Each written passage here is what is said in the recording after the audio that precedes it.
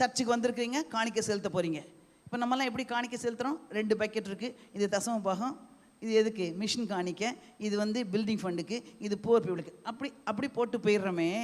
எப்படி கொடுக்கணும்னு சொல்லிருக்காருன்னா, நீ வந்து பலிபீடத்தில் வந்து காணிக்கை செலுத்தும் போது ஒரு காரியத்தை நீ உணர்ந்துக்கோ, புரிஞ்சுக்கோ.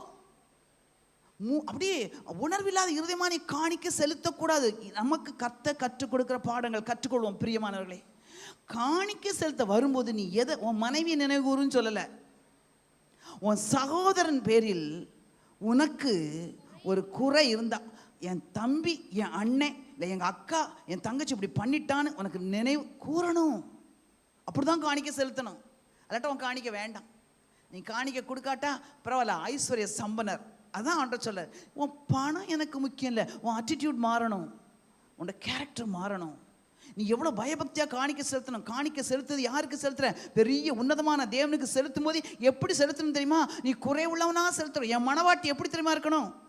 காணிக்கை செலுத்த வரும்போது அங்கே உன் சகோதரன் பேரில் உனக்கு ஒரு குறை உண்டு நினைவு கூறுவாயினால் என்ன செய்யணுமா? காணிக்கை அங்கேயே வச்சிரு, காணிக்கை பட்டியல போட்டுறாத. வீட்டுக்கு போயிரு, காணிக்கை எடுத்துட்டு வீட்டில் போய் வீட்டில் வைன்னு சொல்லலை. நீ கர்த்தருக்குன்னு கொடுக்க வந்திருக்க. அப்படின்னா என்னென்னா அவ்வளோ முக்கியத்துவம் கொடுக்குறாரு. அங்கே வச்சிரு, போ. யார்கிட்ட உனக்கு குறைவு இருக்குதோ பேசு, ஆர்கியூ பண்ணாத. நான் வந்து நீங்கள் எனக்கு பேசுனது கஷ்டமாக இருந்துச்சு, நானும் உங்களை பேசிட்டேன், சரி என்னை மன்னிச்சிருங்க அப்படின்னு கேட்கும்போது, நீ பெரிய ஆளா அப்படின்னு மன்னிப்பை ஏற்றுக்கொள்ள மாட்டாங்க. ஆனாலும் பரவாயில்ல, மன்னிப்பு கேட்கணும். என்ன அர்த்தம்? நம்மளை தாழ்த்தி, தயவு செஞ்சு மன்னிச்சிருங்க, அண்ணே என்னை மன்னிச்சிரு, தம்பி என்னை மன்னிச்சிருப்பா, அக்கா தங்கச்சி மன்னிச்சிருங்க, நான் அப்படி பேசிக்க கூடாது அப்படின்னு செட்ரேட் பண்ணிட்டு பிறகு வா, வந்து உன் காணிக்கை நீ என்ன செய்? செலுத்து. எவ்வளோ தெளிவாக சொல்கிறார் பாருங்க.